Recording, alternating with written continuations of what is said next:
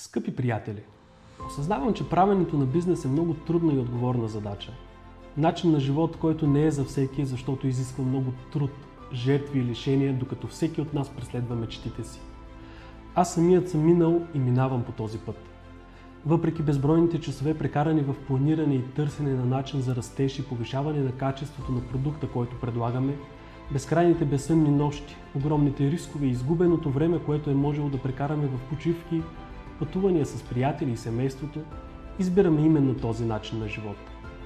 Вярвам, че тези от нас, които са поели по този път, знаем, че по друг път не можем. Такива са. И това го виждам в очите на всеки предприемач, с който работим, който плаща тази висока цена.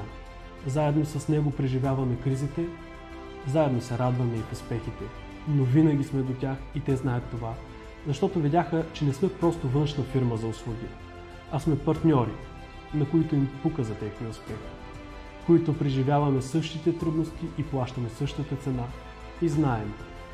Несъмнено всеки се убеждава, че счетоводството не е просто изчисляване на данъци. Има куп други функции, които са важни за изграждането и представянето на една фирма. Добрият счетоводител може да ти спести куп главоболие и разходи.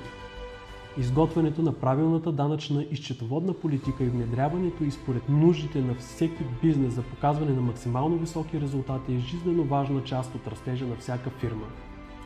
С тези, с които сме от самото начало, разбраха това.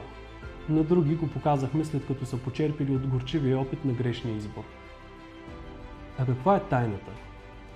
Тайната за успешния бизнес. Да дадеш част от себе си, от сърцето си, от живота си. Несъмнено това ще те доведе до успех рано или късно.